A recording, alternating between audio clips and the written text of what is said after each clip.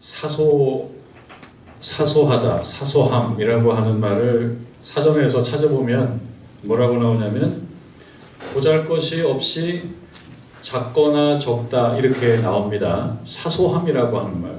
그런데 사소함이라고 하는 말이 담고 있는 뜻은 이렇게 보잘것없고 작고 적고 이 사소함이 담고 있는 뜻이 이 뜻인데 사소함을 이렇게 대우하지 말아라라고 하는 이야기들을 많이 하는 겁니다. 여러분들도 사소함이라는 낱말 자체가 이게 사소하지 않다는 걸 알 거예요. 왜냐하면 사소함이라는 말 가지고 글도 많이 쓰고요. 사소함 무시하지 마라 이런 말도 되게 많습니다. 그러나 정작 사소함 속에 담겨져 있는 뜻은 보잘것없다는 뜻이에요. 보잘것없다. 근데 이 말을 있는 그대로 봐주지 않고 보잘것없다라는 말을 애써 부인하면서 보잘것있다라고 자꾸 얘기하고 싶은 말이 사소함입니다. 조금 아이러니한 거예요. 사소함이라는 말이.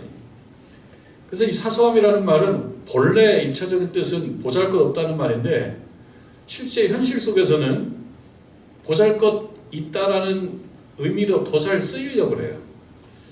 그래서 사소해 보이기는 하지만 사실 그 안에 사소하지 않은 좀 귀중한 가치가 있다는 것을 강조할 때 사소함이라는 말을 은근히 쓰기도 한단 말이죠. 원래 사소함이라는 말에 이게 일종의 변형된 거라고 봐야 될 겁니다. 이 사소함이라는 원래 뜻이 이게 아닌데 자꾸 이걸 멋있게 보려고 해요. 실제로 그런 경우가 많기 때문에 그렇습니다. 여러분 그런 얘기 들어보셨을 겁니다. 신은 디테일 안에 있다. 그래서 이 디테일이라고 하는 말은 좀 세부적인 어떤 것들을 얘기해요. 굵직한 것이 아니고 어떤 세세한 것들을 디테일이라고 하는데 정작 중요한 것은 디테일 속에 있다. 이런 말들이 좀 있어요. 이게 프랑스의 작가 발음하기 힘든데 귀스타브 플로베르라고 하는 분이 이 말을 썼다고 합니다. 그 이후로 이 말을 많이 써요. 1998년도 시카고에서 레스토랑 운영하는 한 사람, 이 고든 싱클레어라고 하는 분이 이분에 대한 이야기가 하나 에피소드로 이렇게 있는데 이분이 레스토랑을 운영했답니다. 레스토랑을 운영했는데 오늘날도 이제 이것이 큰 문제인데요. 노쇼라고 하는 거. 예약을 해놓고 안 나타나는 거예요. 그래서 이 노쇼가 많으면은 이제 그야말로 이 업주들은 골탕을 먹는 겁니다. 재료 다 준비해놓고 재료 날리는 거예요. 손해보는 거죠. 근데 이 노쇼가 예약자의 30%를 거의 육박하기도 하더라는 거예요. 그러니까 이분이 힘든 거예요. 이 주인이. 그러던 중에 예약할 때 이런 얘기를 했답니다. 혹시 변경사항이 생길 경우에 미리 말씀해 주십시오 라고 하는 말을 예약을 받으면서 조고모드로 하여금 그 말을 하게 만들었더니 노쇼 비율이 거의 20% 떨어지더라고요. 그래서 거의 10% 선까지 가더라. 이 얘기는 뭐냐면 한마디거든요. 예약할 때 말 한마디인 거예요. 어떻게 보면 사소한 거예요. 보잘것없는 거거든요. 불편한 사항이나 혹은 변경 사항이나 이런 것이 있을 때는 말씀해 주시면 감사하겠습니다. 이 말 한마디로 이 재정난, 운영난을 겪을 수밖에 없는 이 레스토랑에 그래도 여러 가지 좋은 어떤 징조들이 생기더라. 그러면서 이제 이 얘기가 담고 있는 건 뭐냐면 사소해 보이나 사실은 중요하다. 우습게 보지 말아라. 이 말이 사람에게 쓰인다고 한번 생각해 보십시오. 이 사람 참 사소하네. 이렇게 쓰인다고 했을 때 아마 비난을 많이 받을 겁니다. 왜? 사람이 중요하다는 말 얼마나 많이 합니까? 이 시대에 사람이 중요하다. 거의 그냥 큰 표가 될 정도로 사람이 중요하다. 그런데 사람이 사소하다? 이 말은 받아들일 수가 없어요. 그러니까 사람에게 이 말이 쓰인다 그러면은 사실은 역설적으로 사소한 사람은 없다. 이런 말로 이어지죠. 그러나 처음으로 돌아가 보십시다. 그야말로 사소함의 일차적인 뜻은 보잘것없는 것들이에요. 근데 보잘것없는 것을 보잘것있게 대우를 해야 된다는 얘기가 있을 뿐입니다.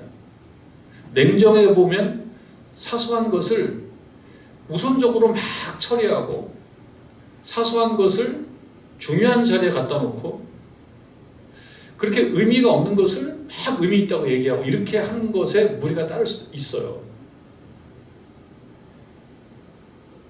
냉정하게 말해서 그렇다는 얘기죠. 그렇기 때문에 사실 사소한 사안이라고 했을 때 우리가 봤을 때 이건 참 사안 자체가 사소하다. 그렇게 본다면은 너무 이 의미를 확대 변형시키지 말고 사소한 것을 사소하게 대우할 수 있는 것도 사실은 용기입니다. 이게 용기가 잘 안 나요. 사소함을 사소함으로 대하는 것이 뭔가 좀 잘못하는 것 같은 느낌이 들어서 그래요. 그러나 냉정하게 얘기하면 사소한 것이 중심이 될 수는 없다 이거죠. 사소함은 사소함으로 대우받아야 될 부분도 있다는 말입니다. 목숨을 걸 동기도 아니고 승부를 걸 동기도 아니에요.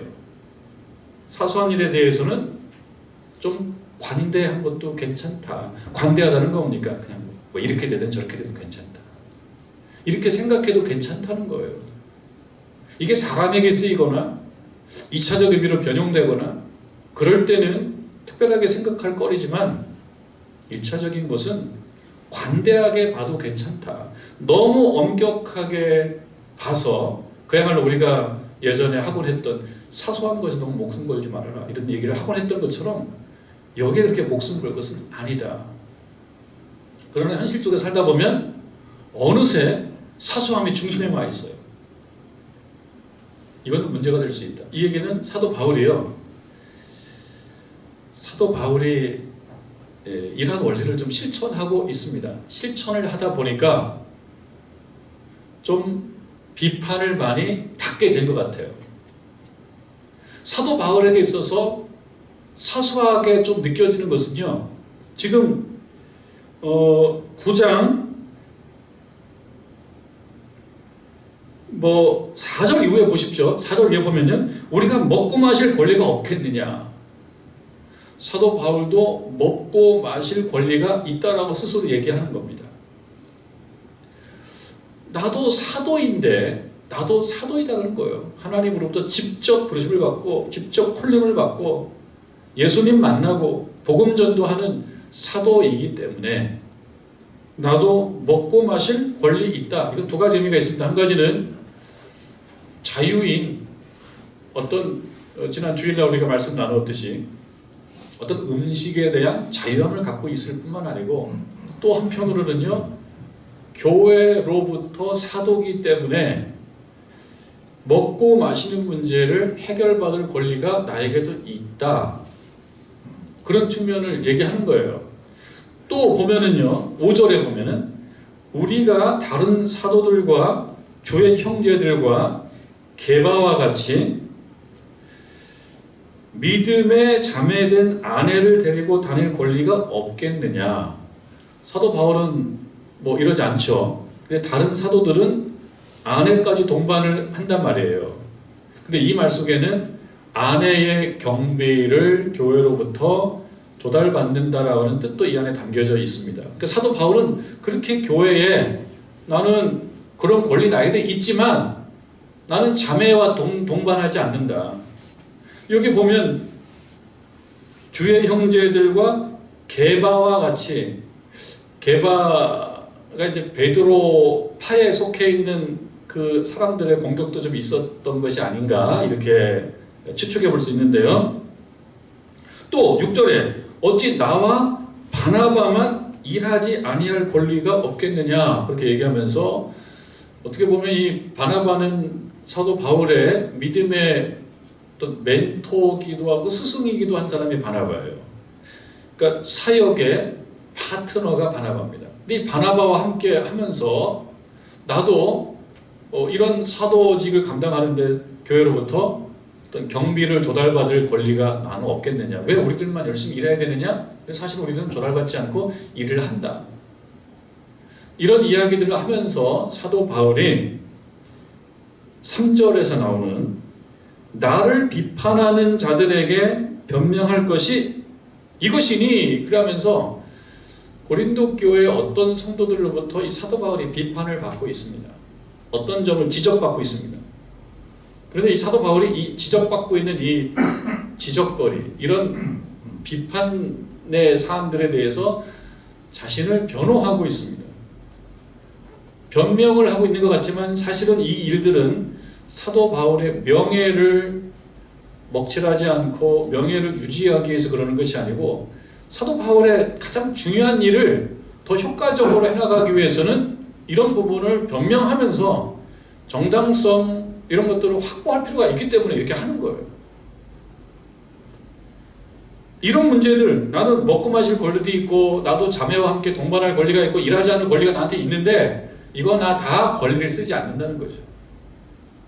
이건 다 중요하지 않게 생각한다는 거예요. 나에게 있어서 그렇게 중요하지 않다 이렇게 생각하는 겁니다. 12절 말씀을 한번 보시죠. 12절에 보면 다른 이들도 너희에게 이런 권리를 가졌거든. 고린도 교회 당신들에 대해서 다른 사도들이 이런 권리를 가졌다. 다른 사도들에게 격리 조달해 주지 않냐. 다른 사도들이 이런 권리를 가졌거든. 하물며 우리일까 보냐. 우리들도 그런 권리 있다.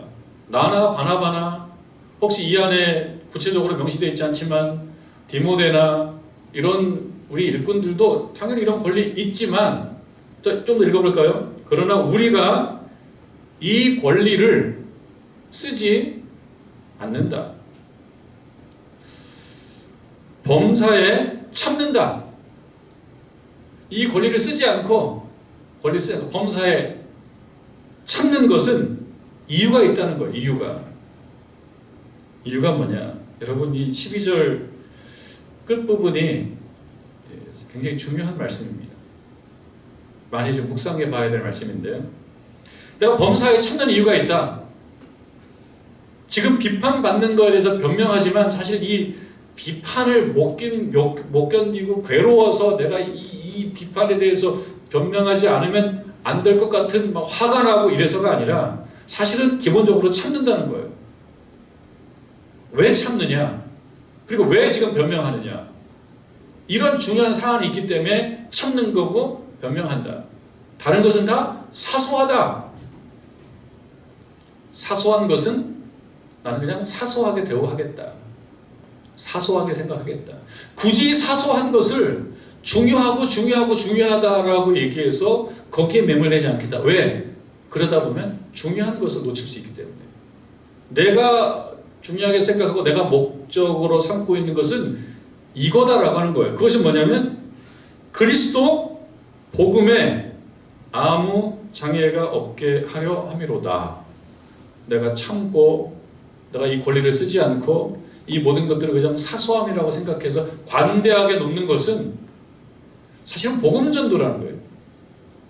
복음이 전파되는 데 있어서 별 도움이 안 된다라고 생각했을 때는 안 하는 거예요. 지금 변명하고 있습니다. 이렇게 변명하는 것은 이것을 고린도 교회에 있는 여러 성도들에게 알게 함으로써 이들에게도 뭘 알려주고 싶은 겁니까? 당신들도 복음 외에는 너무 그렇게 이리 끌려다니고 저리 끌려다니지 말고 우리가 어차피 하나님 믿게 됐으니 복음이 중요하다는 것. 복음이라는 것은 우리 예수님이 그리스도이시다라고 하는 것.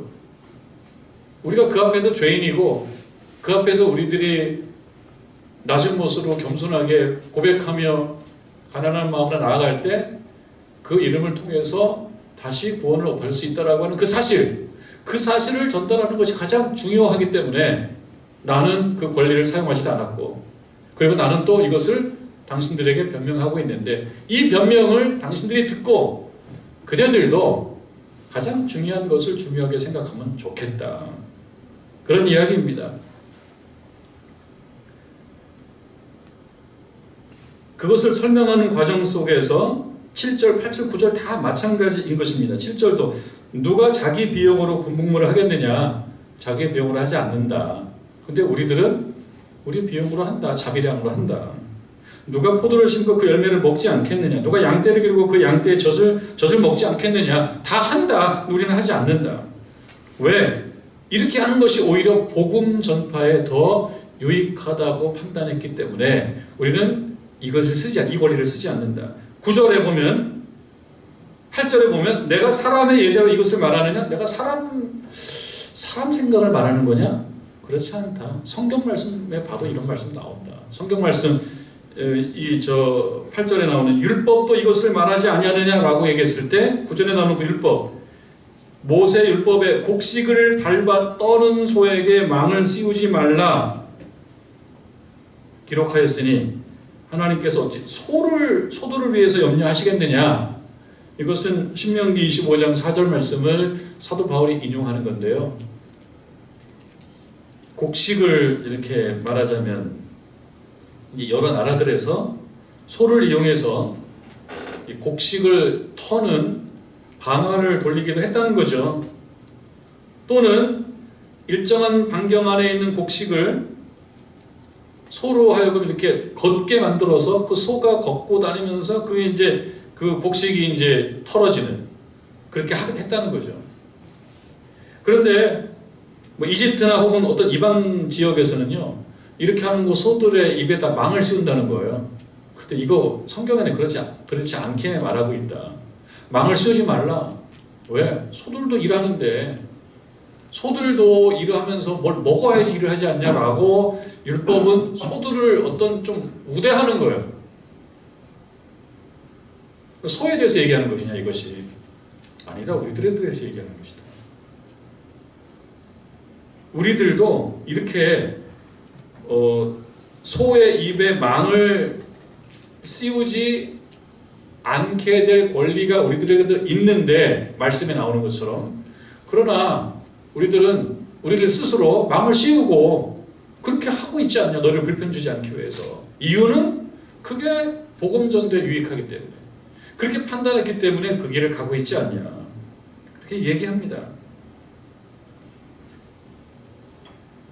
이 권리를 쓰지 아니하고 범사에 참는 것은 중요한 사실, 그리스도의 복음에 아무런 장애가 없게 하기 위해서.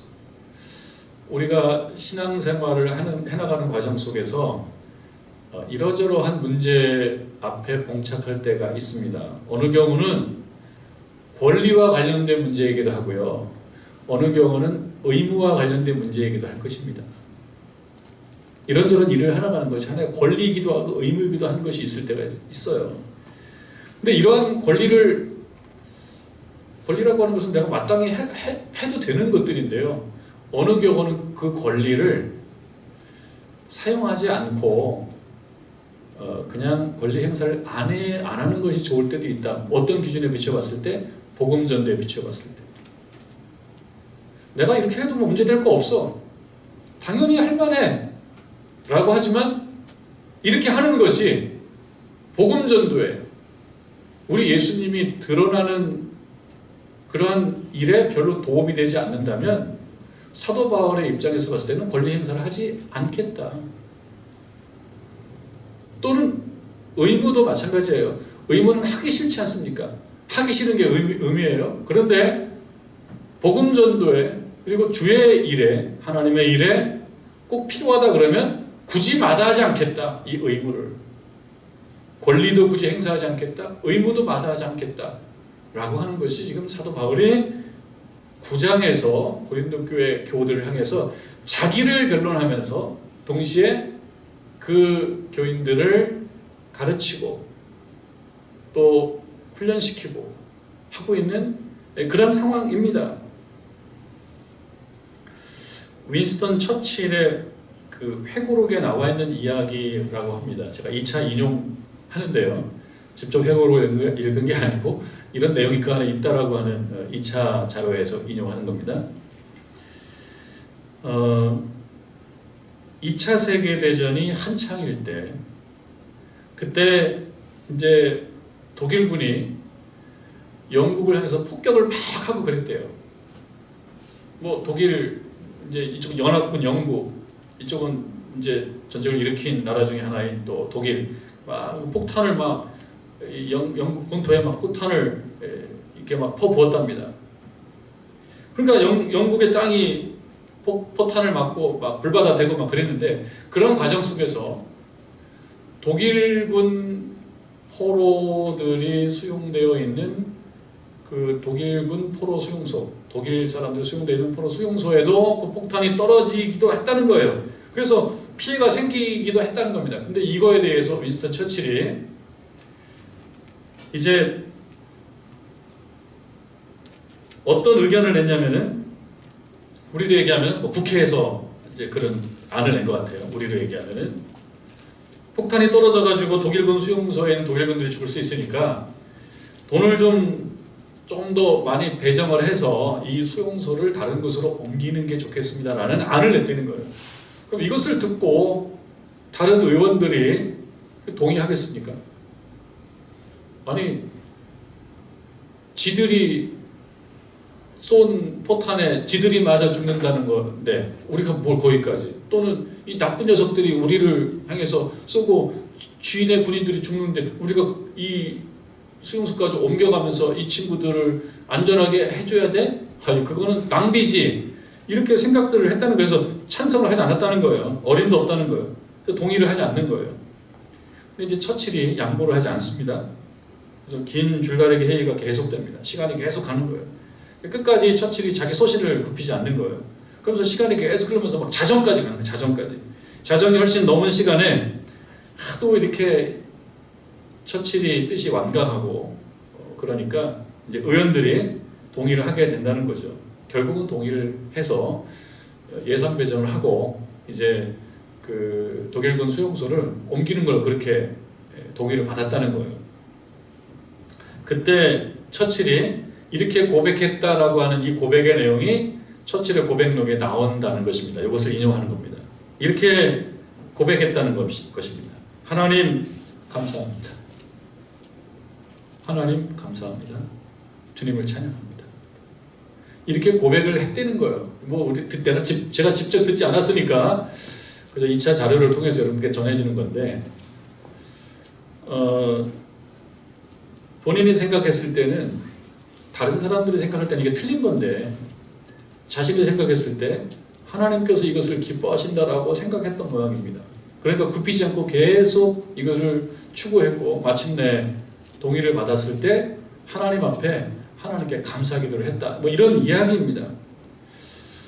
이러한 고백록의 한 대목을 생각하면서 우리 현실로 돌아와서 우리 현실적인 이야기를 몇 마디 해볼 수 있다면 이런 것이 아닐까 생각이 들어요. 감정이 중요하다. 어떻게 감정이 중요하지 않을 수가 있습니까? 우리가 행동을 하는 데 있어서 언제 항상 이성에 의해서만 판단하고 이성적 동기로만 판단합니까? 그러면은 컴퓨터죠. 컴퓨터로 정말 아주 냉철하게 이성적 어떤 작업의 결과로 이때는 이렇게 행동하고 저때는 저렇게 행동하고, 그거는 진짜 컴퓨터죠. 기계죠, 기계. 근데 사람은 이성적 동물이기도 하지만 감정적 동물이기도 하기 때문에 감정이 동기가 돼서 행동할 때가 많습니다. 저나 여러분이나. 그러니 감정이 중요하지 않을 수가 있습니까? 감정이 중요하죠. 미운 사람 미워하는 거, 컴퓨터는 누굴 미워하지 않아요. 거기 어떤 뭐 심장 박동수가 변하지도 않고요. 무슨 식은땀이 나지도 않아요, 컴퓨터는. 근데 사람은 그렇지 않습니다. 미우면 얼굴이 붉어지고 땀도 나고 그 다음에 막 혈압도 올라가고. 감정의 동물이기 때문에 그렇습니다. 감정이 중요합니다. 미운 사람이면은 미워하게 돼 있어요, 사람들은. 아니라고 자꾸 얘기할 건 없습니다. 미운 감정이 생길 때 그 미운 감정을 어떻게 말하자면 매니지를 한다고 할까요? 또 미운 감정을 어떻게 관리하느냐, 그 2차적으로 어떻게 가느냐에 따라서 우리가 좀 판단해 볼 수 있지만, 기본적으로 미운 감정이 드는 것까지 없앨 수는 없어요.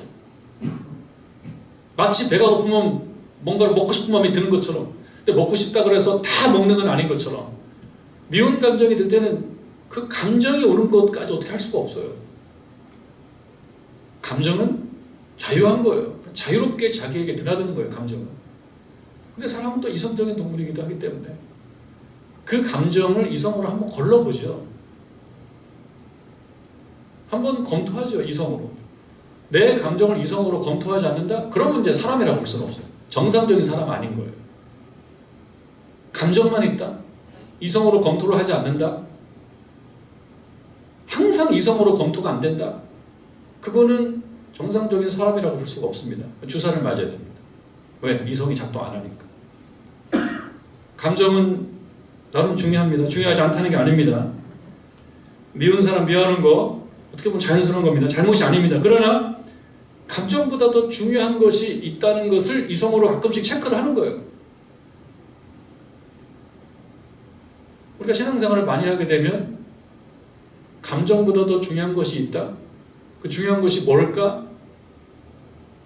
그것에 대한 신앙적인 답을 얻어가는 것이 우리의 신앙생활입니다. 무엇이겠습니까? 사도 바울에게 있어서는 무엇이었어요? 그게 복음 전도예요. 하나님의 복음이 전파되는 것, 우리 그리스도의 복음이 전파되는 것이 가장 우선이라 여기에 비추어서 이것이 도움이 되면 오케이, 도움이 안 되면 노. 우리가 신앙생활 하는 과정 속에서 감정보다 중요한 것이 있다? 그것은 무엇이냐? 하나님의 뜻입니다. 그게 믿음인 거예요.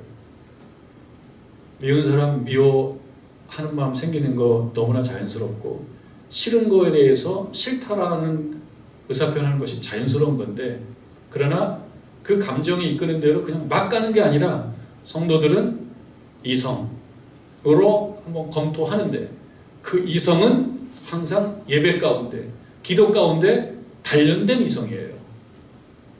그 이성으로 검토를 하면서 뭐라고 얘기합니까? 이것이 내 감정에 충실한 것이 꼭 옳은 건가요? 라는 질문을 하는 거죠. 그런데 하나님께서 아니야, 그냥 가만히 있어.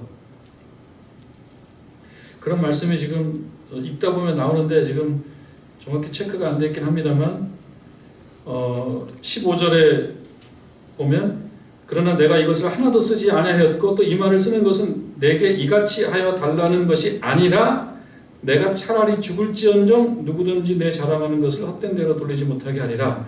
내가 차라리 죽을지언정, 이 말씀하고 조금 관련이 될 수도 있겠고, 읽다 보면은 지금 그런 말씀하고 연관되는 말씀들이 우리 많이 있습니다. 하나님께서 원하시는 것, 하나님의 생각에 비추어서 내 감정이 거기에 따라가지 못하면 포기한다. 하나님 뜻이 우선이다. 내 생각이나 내 기준이나 내 원칙이 있어요. 내 것이 있어요. 그런데 우리가 신앙생활하고 예배드리고 말씀 읽고 기도하면서 내 원칙, 내 생각, 내 이성, 이것이 하나님의 말씀으로 자꾸 점검받아요. 그러면서 답을 냅니다. 아, 이건 이렇게 하면 안 돼. 사도 바울은 지금 그 얘기를 하고 있는 거죠. 내가 이럴 권리도 있고 이렇게 할 만도 하고, 나도 뭐 대우받을 만한 자격이 있고, 나도 내 의견 낼 어떤 자격이 있는데 그렇게 그 권리를 행사하지 않는다. 왜? 그게 오히려 복음 전도에 저해가 되기 때문에. 그럼 우리들이 이 땅에 살아가면서 여러 개인 감정들이 있고, 개인 권리가 있고, 개인의 입지가 있어요. 이것들을 당연히 쓸 수 있다고 생각하더라도 이것이 하나님 보시기에 하나님의 나라가 커지는 쪽으로 기능하지 않는다라고 주께서 말씀하신다면 그것을 포기하는 것이다. 그게 오늘 말씀인 거예요. 사도행전 9장에 보면, 사도행전 9장은 사도 바울의 회심, 사도 바울이 예수님 만나가지고 다메섹으로 가다가, 다메섹으로 가는데 왜 갑니까? 기독교인들 잡아다가 버릇 고쳐주려고. 그때는 사도 바울이 아주 유대교의 특심한 율법주의자, 사도 바울은 율법주의자, 특심한 아주 유대주의자예요. 그러니까 기독교는 유대교도 입장에서 볼 때는 기독교는 잘못 나간 가지거든요. 잘라야 돼요. 그래서 이 기독교인들을 박해하는 일을 수행하는 중에 예수님을 만나서 특별한 어떤 경험을 합니다. 사도 바울이. 그 중에 하나가 눈이 멀어요.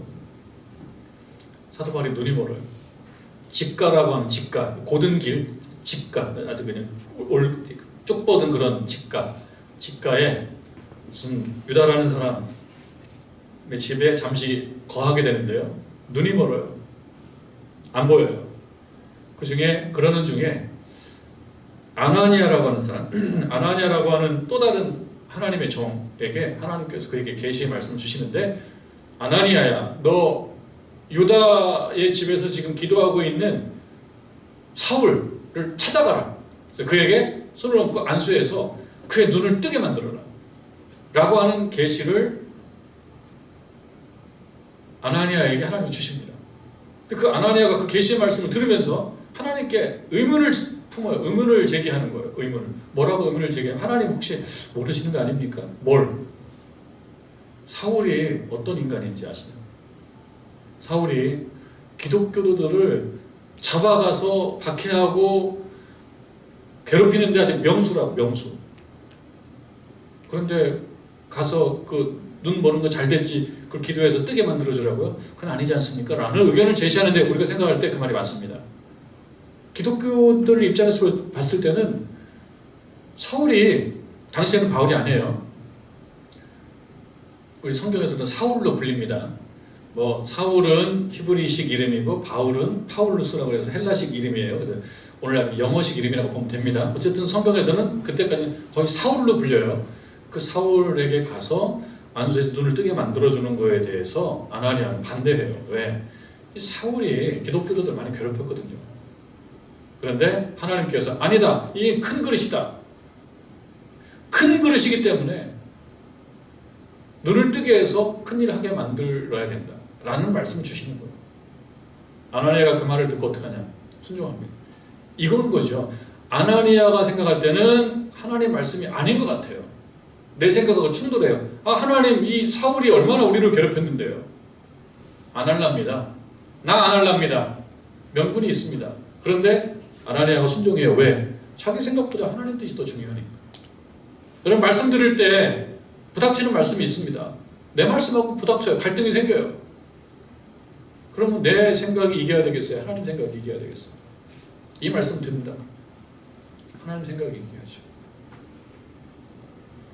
하나님 생각이 옳은 겁니다. 근데 내 생각이 이긴다? 예레미야의 고백이 있지 않습니까? 주께서 나를 이기셨다. 주께서 나를 이겨야지 내가 저를 이기는 것은 그런 성숙하지 못하기 때문에 생기는 문제인 거예요. 자, 그래서 사울에게 안수해서 사울의 눈에서 비늘 같은 것이 떨어져 나가요. 그러면서 눈이 뜹니다. 그런데 그 이후에 어떻게 바뀌느냐? 사울이 나가서 회당을 드나들면서 뭘 전하기 시작하냐면 예수는 그리스도이시다 라고 하는 말을 전하기 시작해요. 180도 달라진 거죠. 눈을 뜨기 전과 이전의 사울과 이후의 사울이 달라진 거예요. 그 전에는 예수라고 하는 분에 대해서 뭘 몰랐어요. 그런데 뜨면서 이제 예수를 보기 시작합니다. 그 전에는 보지 못한 거를 보기 시작합니다. 그 전에는 예수, 예수를 따라가 다 잡아가. 그때는 그랬습니다. 그런데 가치관이 바뀐 거예요. 가치관이. 뭐가 더 중요한지가 바뀌어진 거예요. 사실 우리들이 여러분 살아가면서 가치관이라고 하지 않습니까? 뭐가 더 중요하냐? 어떤 게 더 귀하냐? 어떤 게 더 가치 있는 것이냐? 가치관이에요. 근데 이 가치관도 사울 같은 경우를 보면 달라지더라는 거죠. 가치관이 달라진다. 그동안은 내가 생각할 때 이건 중요한 것이 아니었어요. 그런데 하나님께 은혜 받고 이건 중요한 거구나라고 달라져요. 하나님께서 큰 그릇으로 쓰시는 거죠. 그 전에는 이거 중요하다고 생각했어요. 이게 정말 중요하다고 생각했어요. 그런데 은혜를 깊게 체험하고 나보니까 이게 중요한 것이 아닌 거예요. 사도 바울이 대우받는 거, 지원받는 거 중요한 거예요. 사람이가 얼마나 중요합니까? 경비를 조달받는다는 게 얼마나 중요합니까? 생명과도 같은 건데. 그런데 그게 중요하지 않다고 생각한 거예요. 가치관이 달라진 거예요. 근데 이 가치관을 고린도 교인들이 소화를 못하니까 이거 갖고 변명하는 거죠. 왜 변명합니까? 그들의 생각이 틀렸다고. 그렇게 얘기합니다. 18절 말씀. 그런즉 내 상이 무엇이냐? 내 상이 무엇이냐? 그럼 상이 없지 않습니까? 사도 바울이 상이 없어요. 상이. 아니 그렇게 해서 다 양보하고 권리를 쓰지 않고 그럼 내가 받을 게 뭐야? 정말 멋있는 말을 합니다. 내 상이 무엇이냐? 내가 복음을 전할 때에 값없이 전하고 복음으로 말미암아 내게 있는 권리를 다 쓰지 아니하는 이것. 정말 뭉클한 얘기입니다. 내가 내 상이라고 하는 것은 뭐냐면 결국 내 권리를 사용하지 않고 하나님 말씀 복음 전도를 위해서 이것을 기꺼이 손해보는 이 사실 자체가 나에게는 상이다. 기가 막힌 얘기입니다. 제 어떤 기사를 하나 보는데요. 좀 뭉클한 내용일 수도 있어요. 뭉클하다기보다는 좀 의미심장한 내용일 수도 있어요. 한 신문사의 선임 기자가 수년 전에 쓴 한 칼럼인데요. 거기에 나오는 한 대목이에요. 이분이 이른바 자전거 원정대, 자전거 타고 뭐 멀리 가는 그런 프로젝트에 참여하게 됐나 봐요. 근데 이 공간적 배경이 저기 연해주, 우리가 연해주라고 얘기하는 저 북한 그 위쪽에 만주 혹은 연해주, 우리가 이제 북중 접경 지역 이제 같이 선교 여행을 했었는데요. 그 지역들을 자전거로 도는 겁니다. 여기 가다 보면은 이 지역에 한편으로는 저 고비사마, 그리고 저 단동에 있는 압록강 철교에서 바라보는 신의주, 우리가 이건 봤죠. 압록강 철교 그를 바라보는 신의주는 봤죠. 또 광개토 왕비 이것도 봤죠. 고구려 유적, 그리고 백두산 천지, 또 황토색 두만강. 이게 다 인상적이었다는 거예요. 그 자전거 원정대를 하면서 참 인상적인 것을 많이 봤는데, 이분이 하고 싶은 얘기는 뭐냐면, 그러나 가장 인상적인 것이 무엇이었느냐라는 얘기를 할 때 나는 천지나 두만강이나 신의주나 고비사막이나 이것을 얘기하지 않고 다른 얘기를 하겠다는 겁니다. 러시아의 변경, 그 러시아 그 두만강 그 위쪽에 있는 조그만 촌락, 무슨 마을 같은 도시라는데요. 크라스키노라고 하는 러시아의 조그만 촌락에 가까운 도시가 있는데 거기를 이 원정대가 방문을 하게 됐다는 겁니다. 여기는 뭐 아주 그 중국의 저 이제 훈춘이라는 데서 이제 왔는데, 훈춘하고 비교하면 너무나 낙후된 자본주의의 어떤 흐름이 없는, 저 이전에 그 스탈린의 흔적이 이곳저곳에 막 있어서 어떤 데는 사람이 살지도 않고 이런 곳이었다는 것입니다. 공동주택, 빈집도 많고, 그리고 사람보다 오히려 고양이가 더 많은 것 같은 느낌도 들고 이런 곳인데, 이곳에서 이제 숙소를 정하고 숙박을 하는데, 여기는 호텔이라고 얘기해도 우리로 얘기하면 모텔 정도였다는 거예요, 이분이 볼 때는. 근데 이제 거기서 투숙을 하면서 식사 시간에 대해서 식사를 하러 가는데 사람들이 우르르 식당으로 간 겁니다. 그러면서 이제 식당에 의자에 앉아가지고 이제 옷을 벗어서 의자에다 놓기도 하고 그러면서 메뉴판을 보는데, 이들이 입고 갔던 옷이 주로 갑자기 쉬운 용어가 생각이 안 나서 봐야 되겠는데, 이 쉬운 용어가 생각이 안 나서 패딩 점퍼를 주로 많이 입었는데요. 이 패딩을 입고 가고 그 다음에 그것을 벗어서 의자에다 놓고 그랬는데, 주문을 하려고 그러니까 여기에 이 작은 식당에 요 종업원이 이런 말을 하더라는 거예요. 뭐라고 얘기하냐면, 식탁에 패딩 점퍼 차림으로 앉을 수 없습니다. 이렇게 얘기하더라는 거예요. 조그만 식당에서요. 저 중국의 훈춘하고 비교하면은 낙후되기를 이루 말할 수 없고, 자본주의의 어떤 혜택을 보지 않은 것 같은 황량한 스탈린의 잔재가 남아있는 이 도시의 한 조그만 모텔 같은 호텔의 식당 여종업원이 하는 말, 여기 패딩 점퍼 차림으로 앉을 수 없습니다. 의자에 거는 것도 안 됩니다. 백팩도 안 됩니다.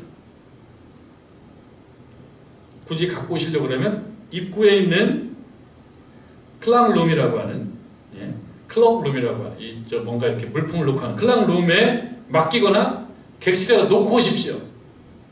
이게 웬일이에요? 이게 뭐 1등 뭐 호텔도 아니고 왜 이렇게 까다로운 거예요? 근데 이 사람들은 이제 투덜투덜하죠. 근데 이분이 이 글을 쓰신 이 선임 기자가 하는 말입니다. 자기도 몰래 옷을 갈아입고 오면서 자기도 몰래 입으로 중얼중얼 하고 있더라. 뭐라고 얘기했냐면 러시아의 이 궁벽한 마을에도 유럽 문명의 품격이 살아있네. 나름대로 문명의 품격이 살아있네. 물질적으로 넘쳐나진 않지만 스스로 자신들의 존엄을 지키고 있네. 그러면 우리가 잃어버린 것은 뭐지? 이런 생각이 들더라는 거예요. 이 사람들은 이 자존심을 지키려고 패딩 입고 못 입고 오게 이렇게 하는데 우리들은 뭐야? 더 잘 살고 더 자본주의의 어떤 혜택을 많이 본 그런 모습인데 우리는 뭘까라는 질문을 하게 됐다는 거예요. 그러면서 여기서 우리의 미천이 드러나네.